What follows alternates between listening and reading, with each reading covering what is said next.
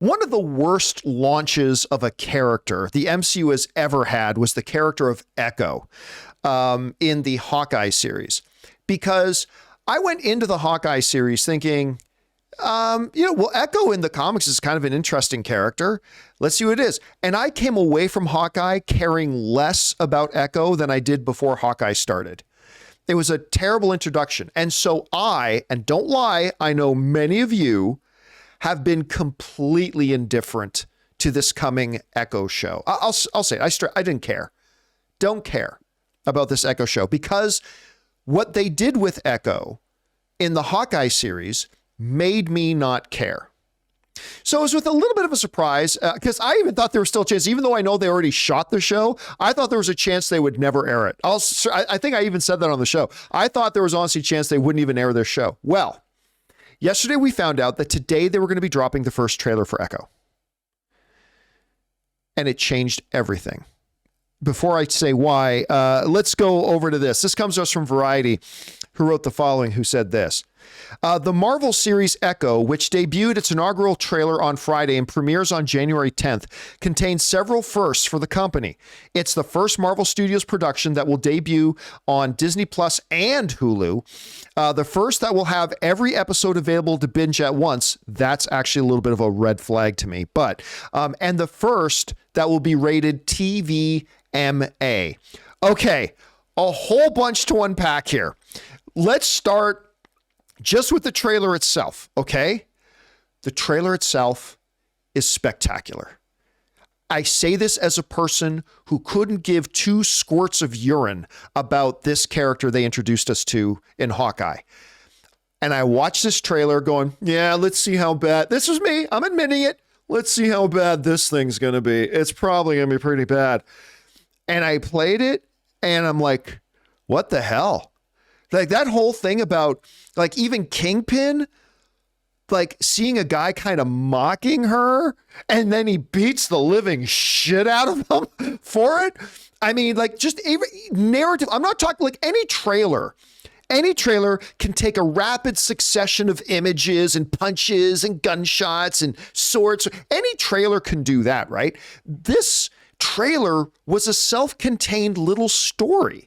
They told this little story through the trailer from when Echo's a little girl came in, and then it ends perfectly. It starts with Kingpin taking her hand and walking her away, and it ends with Kingpin face to face with her with, you don't see many bullet eye wounds, but still Kingpin is sitting there with a bullet eye wound patched up and says, "You're the monster," or something along those lines, right? I got to tell you this, Kris, and I mean this wholeheartedly, and I don't mean this facetiously. This trailer convinced me more than ever that putting her in the Hawkeye series was a mistake.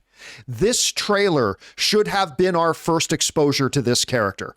Because if this trailer had been our first exposure to the character, everybody would be losing their minds for this series right now. And I think this trailer has won a lot of people over, but I think for a lot of people, including me, there's still a little bit of reservation because they introduced us to this, quite frankly, what should be a very interesting character. And they somehow took this, what should be a very interesting character, and made her pretty uninteresting. I don't know how they accomplished that in Hawkeye. But yeah, I always felt she shouldn't have been in Hawkeye. I am now 100% convinced she shouldn't have been in Hawkeye. This should have been our first introduction to us. It felt like the Netflix series, or like a Netflix series in many ways. It just completely overwhelmed me for how surprised. I'm not saying it's the greatest trailer we've seen for a television show ever. I'm just saying from where my expectations were to what it delivered, it was a great trailer. And look, with all this hooping and hollering I'm doing, this could still suck. I mean, let's not pretend like we haven't heard some concerning things coming out of the production of it. The fact that they are dropping it all at once, which is not something that Disney normally does. You could make an argument that maybe they're just wanting to experiment, like because Disney has never dropped all the episodes at once. Maybe they decided this is a good show to experiment with that with. I could see that, but I don't think that's what's happening. I think this is a little bit of a red flag because I don't think they believe that this show is going to be super good, that people will talk about it in between episodes and that the audience would build and build and build. But again, that's not a definitive thing. That's just a red flag to me, a little bit worried about. The other interesting thing here, Kris, is that they've revealed that this thing will be TVMA. Now, I found that very interesting because Kevin Feige has been very explicit. He said, we are not doing R-rated stuff except for Deadpool. That's it. Only Deadpool. Blade's not going to be R-rated, all that kind of stuff. Now, I talked to a friend of mine this morning when I read this. I said, well, TVMA is basically the television equivalent of R-rated. And then what my friend pointed out to me this morning is a good point. He goes, yes, TVMA is television's kind of version of R-rated. But that doesn't mean if you took it from TV and put it in a movie theater that it would necessarily get an R rating.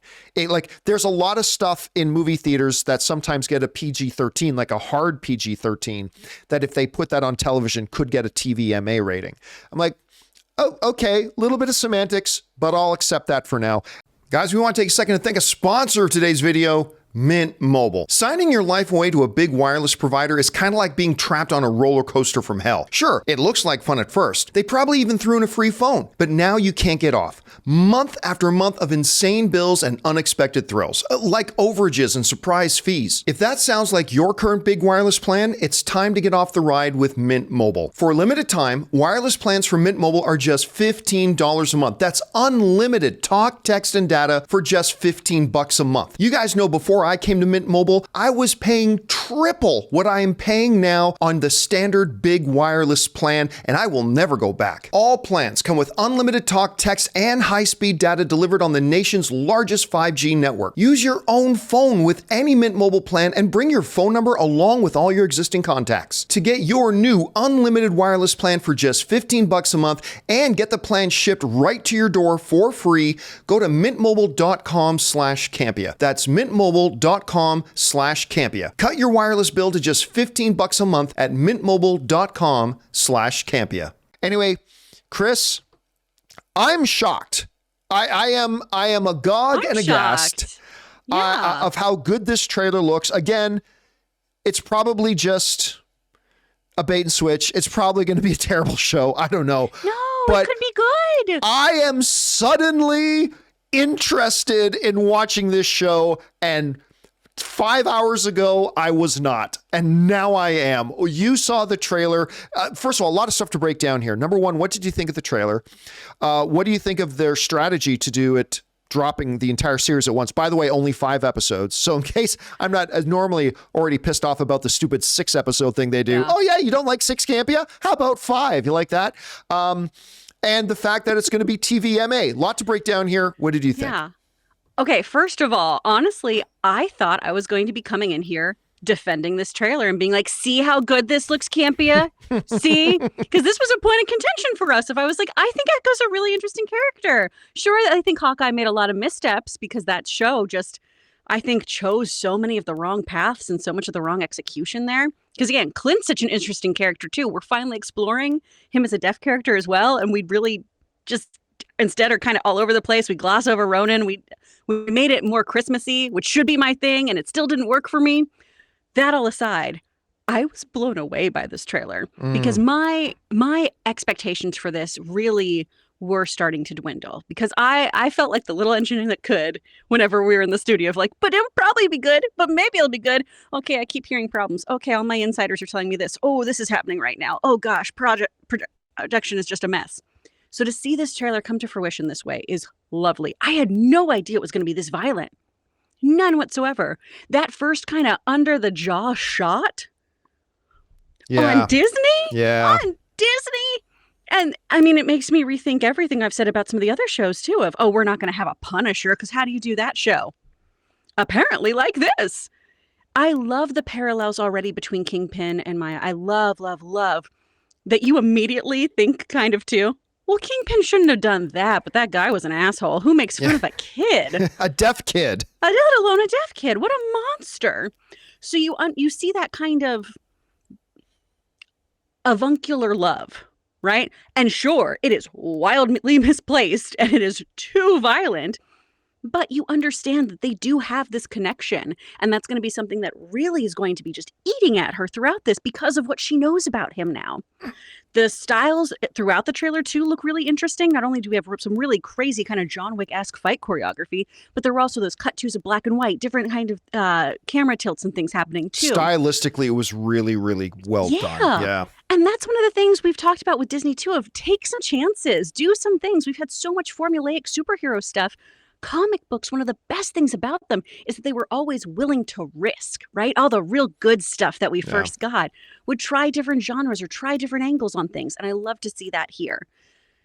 The dropping of 5 episodes.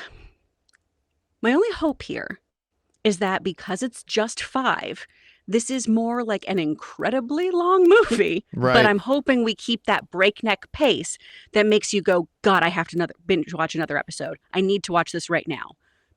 Do I fully believe that's the case? Not necessarily. But that's the story I'm going to tell myself while I await this show so I can continue feeling this good about Disney.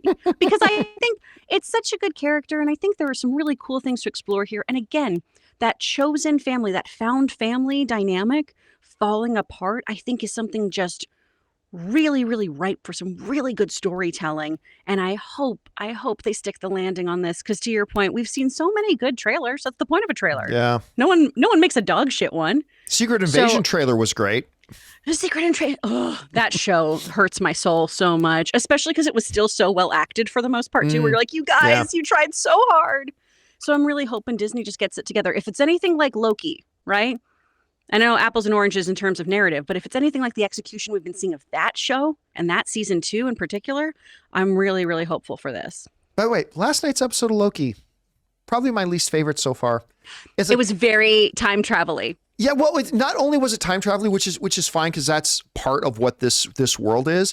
It was like it felt like Ray and I were talking about. It felt like the whole episode is something that should have happened in part of an episode, and they took something that should have been in the first act of an episode and stretched it out across the time. But anyway, we're not here to talk about that. Look, all I know is it has been a while since I have had a trailer, and it does happen every once in a while, but a trailer really change my entire perspective of a project. Because like I said, when I woke up, when that alarm clock went off this morning and I woke up, I was an individual of who gives a shit about this Echo show.